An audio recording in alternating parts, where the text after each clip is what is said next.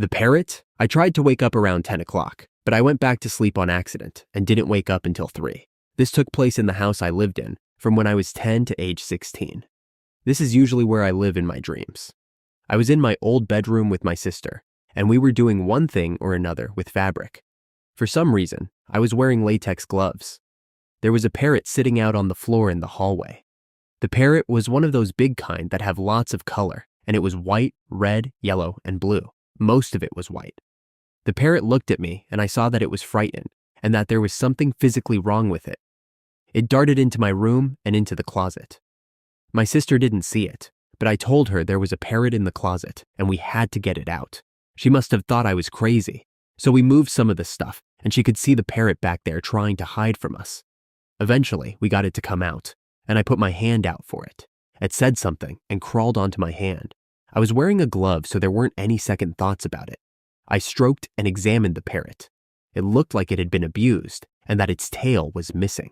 It looked like someone removed all of its tail feathers, and it had a hard time balancing on my hand because of it. I took the parrot to my mom's room to show her, because she would know what to do.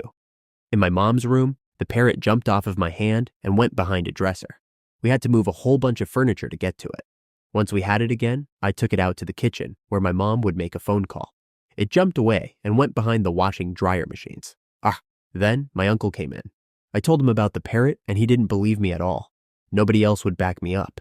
He looked at me like I was crazy, and I felt so too because there was no way that I could prove it to him. Eventually, it came running out from under the washing machine.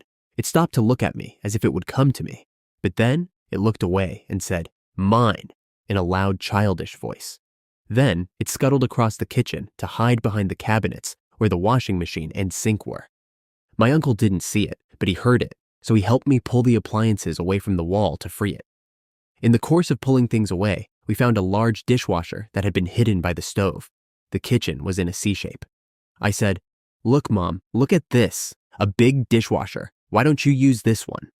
There were some plastic tumblers and some food containers in it. Some of the food containers were like the Japanese kind that had the little slots in the lid to put your chopsticks. One of them had a very strange lid that had pill-sized indentations along the top.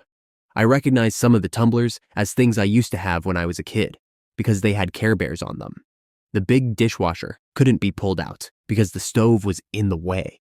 In order to see behind it, we had to shine a flashlight underneath. But there were these thin blue cafeteria trays under it that I had to pull out first.